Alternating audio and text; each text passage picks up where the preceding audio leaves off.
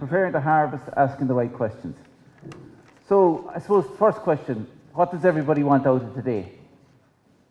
Anybody want to shout out an answer? More money.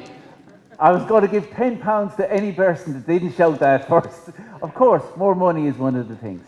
I mean, for a lot of owners, it is all about the money.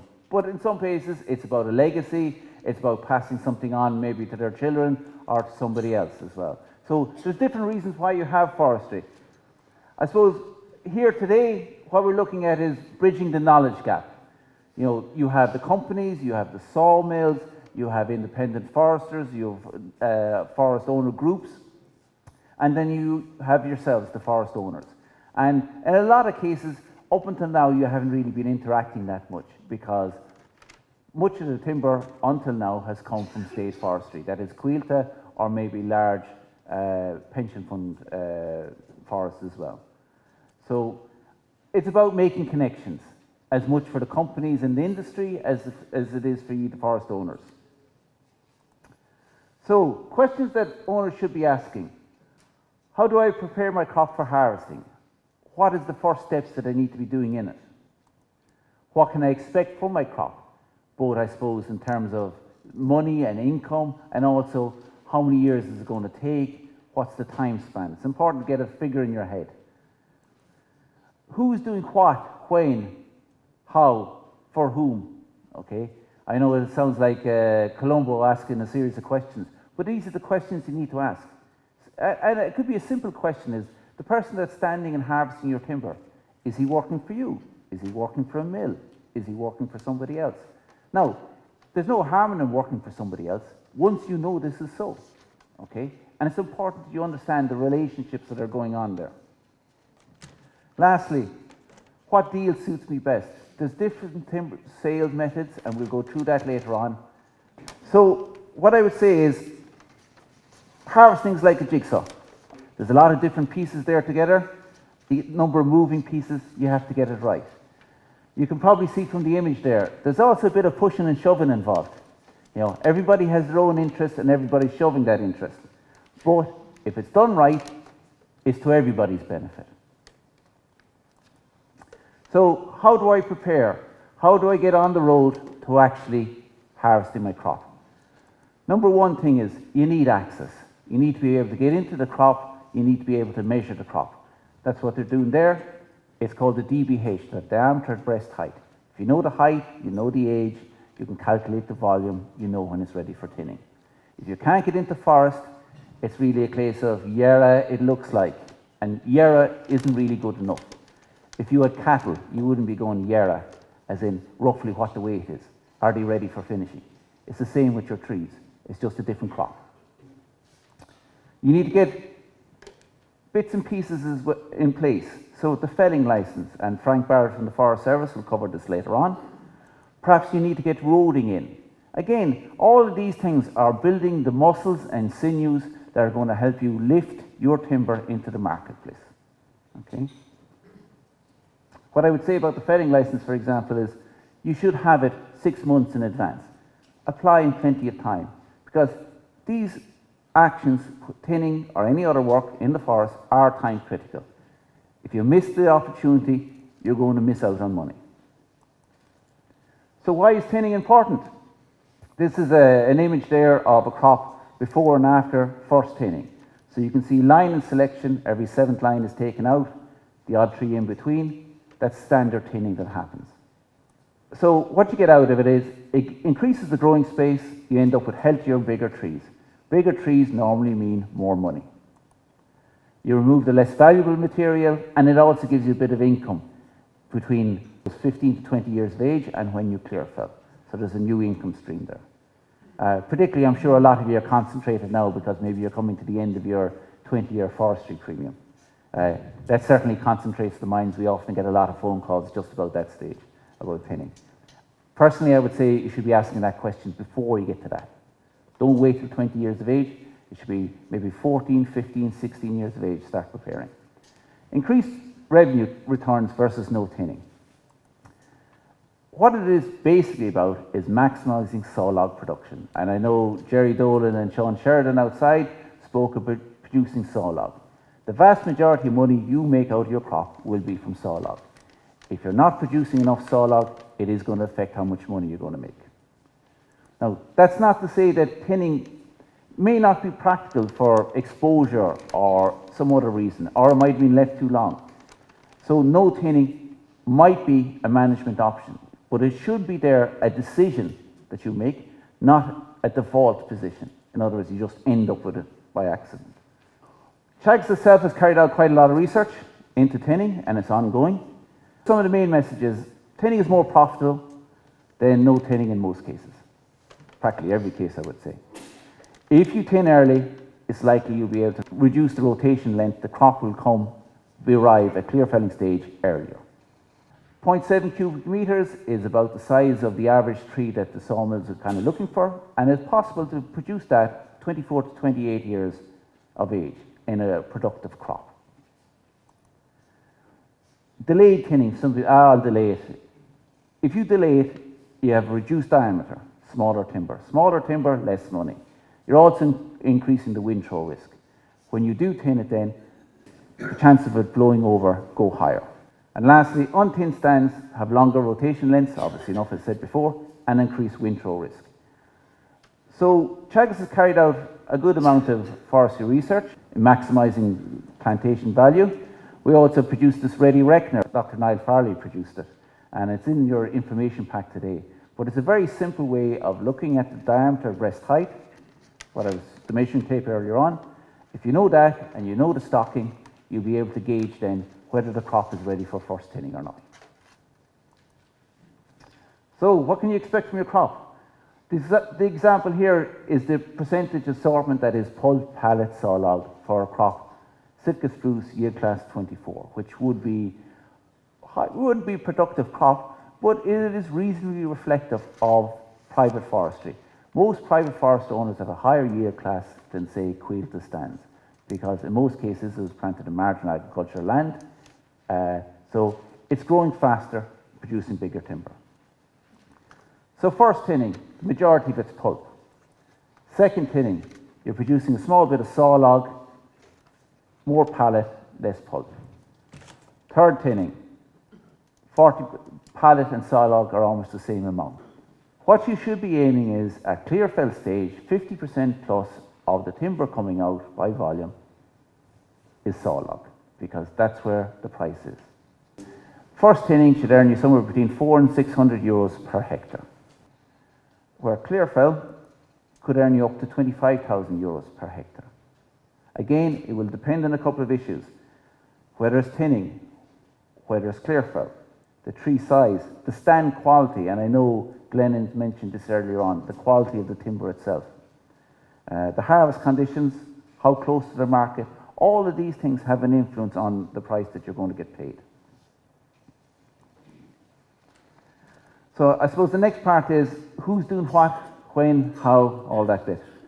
So who's organising the harvesting? Are you doing it yourself? Are you getting a company to harvest for you?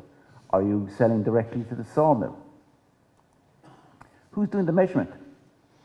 So you need to measure it. If you can't quantify it, you can't sell it. Or certainly you can't sell it at the right price. It's important to know what you have in your hands, or in this case, in your woods. You need to understand who's responsible for on-site work, the drainage repair after maybe taking out the timber, the urea application, who abides by the health and safety issues. This is very important, and you know yourselves, this issue of health and safety is becoming more and more important. So is it you, is it the contractor, is it the company? You should clarify it in the contract as to who is responsible. So most of you are familiar with the expression, "I've got your back." You don't want this in health and safety. When somebody says, "I've got your back," you want somebody that you are sure that they have your back properly, not this version of it. And it's important to protect yourselves. And of course, the big question, I think we heard it at the start, when will I get paid? You know, because it is essentially about the money. You are growing a crop. And that leads us to what deal suits me best. So there are different options available. There's different sale methods. So you could sell it standing. You could sell it roadside. You could set it into the sawmill. Again, it will depend on what you want and how much you want to be involved or how much you want to pay somebody to be responsible to do the work for you. The next question is the contract adequate for my needs? Does it cover health and safety? Does it cover price? Does it cover schedules?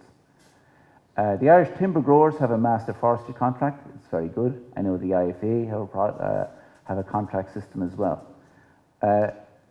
It's important to understand what are your duties and what are the duties of the person you're employing or you're having coming into your forest. When will I get paid? Perennial question. I understand there was a question about first thinning out of the log display earlier on.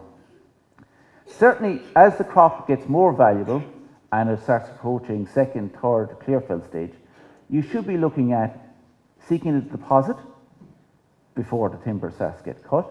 You should be looking for an interim payment and you should be looking for a final payment rather than waiting for a big fat check at the end of everything. You know, it's not a system. If you go for that system, I think it's going to leave you quite exposed. Maybe you'll be all right, but if you're not, what happens? Timber tracking system. How are you going to track how much timber goes out of your woods? It could be as simple as controlling the gate. Somebody rings you when they're coming with a timber lorry, you open the gate. It could be something as simple as a picture on an iPhone. Somebody takes a picture and sends of the weight slip when it goes over inside in the sawmill. You know, there's different ways. It doesn't have to be some GPS, Bluetooth, high technology satellite. It just needs to be something that you can reconcile what left your place and what arrived at the sawmill. And then what insurance is in place. Again, it is important to understand there's heavy equipment out there. Accidents rarely happen, but they can. It needs to be understood whose role is whose and who's responsible. Just getting back to the sales system previously, you know, you can have single price per ton standing. You can sell it by assortment, pulp, pallet, whatever. You can have a fee per ton basis, or you can have, say, a percentage of the net profit from the timber sales. All of these are different methods. All of them might suit different people. But it's important, first of all, to know what are you selling. So, what affects your timber price? Lots of things. This is a straight answer. So, good management should ensure a good price. Poor management will definitely ensure a poor price. So, the more management, more effort you put into it, the more you're going to make out of it. Now, why wouldn't it reach the full value? There could be different reasons. Maybe poor sales system. Maybe poor thinning quality. Maybe it's been over-tinned already. Maybe not correctly weighed. Maybe there's a lot of residual timber inside the woodland. I suppose the thing that exercises most private owners would be the incorrect weighing or the excessive drying. It depends on the climate, depends on the season. You could have a dry summer last year, you're going to lose moisture. You could have a wet summer this year, hopefully not. But there's different things. What's the species? How's it handled? The number one reason why the volume mightn't match the weight and, of course, your expectations is time since felling. Essentially, when you cut it, a ton of timber is worth about a cubic metre. There's a little bit of variation. But the moment you cut it, it's starting to lose weight. It's still retaining the volume of 1 cubic metre, but the weight is actually going down. If you're getting paid by weight, well, what we would recommend is you need to minimise the delay between felling the trees and weighing it. Our recommendation would be timber should be removed and weighed within 15 days of felling. The other thing I would say is measurement by weight. It's really only accurate if the owner or his or her representatives have control over the time period between cutting the trees and having them go to the mill for weighing. So if you're getting paid by volume, it can stay there for the next 6 months. But if you're getting paid by weight, it hits the ground, it bounces once, it's up into the trailer and off you go. You've one chance to get it right. So, very atmospheric. And that's maximising the revenue. You need to get advice. There's advice from Teagasc, there's advice from other companies. In Teagasc's cases, it's free, independent, objective advice. You need to protect yourself, your crop, your asset. It's worth money to you. You need to get references. Ask somebody, have they done work before? Get a number of quotes. Don't go with the first offer that you get. Certainly the knowledge transfer groups that were there last year and again will be there this year are a huge advantage in building up this knowledge of your crop. So if you didn't participate in the forestry KTGs last year, you should consider it this year. I know that they're going to be launched over the summer again. It's something to keep an eye out for. The manner of payment, like I said, should be deposit, interim payment, final payment. Have a written contract. It doesn't have to be that large, a contract itself, but it needs to be simple, that you can see what's happening. It needs to be fair to both people, or both bodies. It needs to be explicit, and it needs to be enforceable. There's no point in having a contract that you're not actually going to be enforced if something doesn't go wrong. But I can't emphasize enough, if you're selling timber, you should have a written contract. Like I said, health and safety should be identified. The crop should be supervised when it's tinned, either you or your representative. And it is important to know the taxation implications. You should be aware of these before the trees come down, not afterwards. Effective tax planning requires planning. Moving towards clearfell, some of you might opt for continuous cover forestry. You may not fell at all, but the majority of you will probably go for a clearfell system. The question I suppose for yourselves are, do you know what you have? Or are you just hoping for the best? You've grown this crop, you've invested this land in upwards of maybe 30 years. You should have a good idea of what you're growing. And that means getting ready. Once you decide to clearfell, you need inventory, you need to put a value on it, you need to know what the market conditions are, find out what timber prices are. You need to get advice in time. You can get it from us, you can get it from other bodies. You can get it from forest owner groups, which again are very effective. And you need to have a sales strategy. How are you going to sell it? Is it by pulp? Is it by assortment? Is it by just weight? Is it standing sales? Understand what you're selling. And then on the other side, the logistics. And this is what I'm talking about, this muscle and sinew that you have to build up.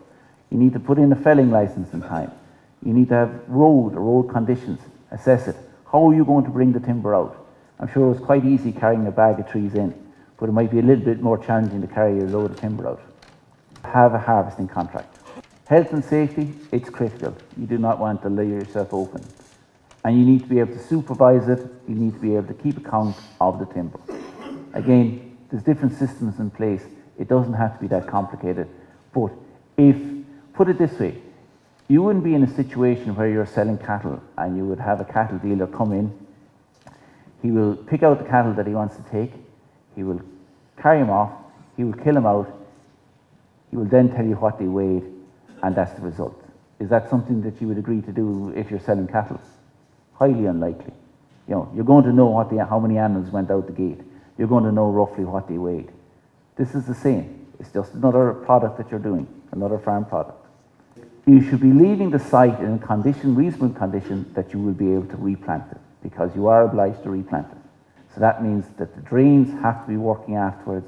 The brash needs to be loaded or collected in a system that you can actually plant afterwards. It is your crop.